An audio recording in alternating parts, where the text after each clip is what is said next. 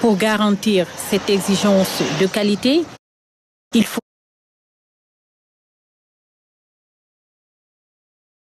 faut dire que c'est une protection un peu pour la forme parce qu'on est dans un pays où les gens n'ont pas encore cette culture. Pour garantir cette exigence de qualité, il faut soit une labellisation ou une certification, deux processus qui se ressemblent mais qui diffèrent selon l'ASN, l'Association sénégalaise de normalisation. En général, le label, il est délivré soit par une organisation de producteurs.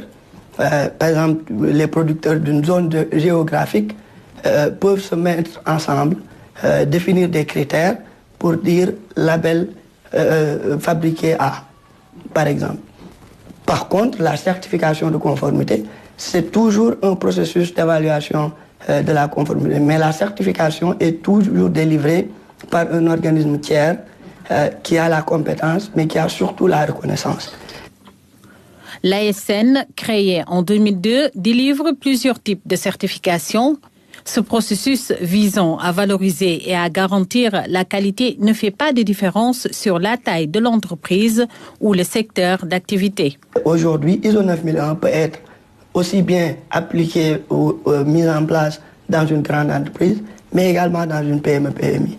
Et ISO, qui produit ces normes, a même produit des guidelines pour aider justement les PME-PMI, vu leur spécificité, à pouvoir mettre en place des systèmes de management de la qualité selon la norme ISO 9001. Ainsi, pour garantir la transparence, le processus de certification est mené par un comité indépendant. Au-delà de la fonction d'information, la marque de certification rassure.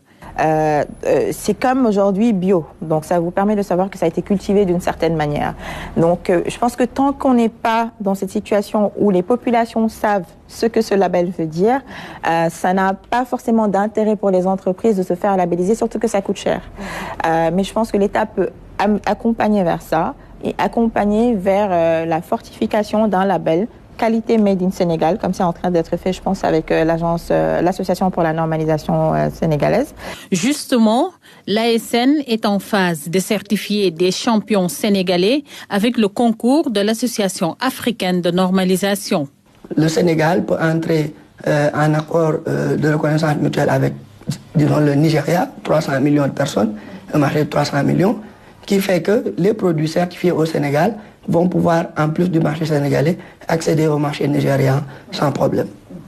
Cependant, il est important de prendre en compte les défis et les limites de ces processus. Aujourd'hui, comme en Côte d'Ivoire, s'il est possible d'avoir des paliers, par exemple, savoir que, comme c'est le cas avec la CGU, par contre, que, par exemple, jusqu'à 100 millions, vous paierez tant d'impôts si vous faites des produits faits au Sénégal. Jusqu'à 200 millions, vous êtes à temps. Jusqu'à 500 millions, vous êtes à temps. C'est comme ça que vous créez des champions. Parce que vous les accompagnez à arriver à un stade où ils ont les pieds assez solides.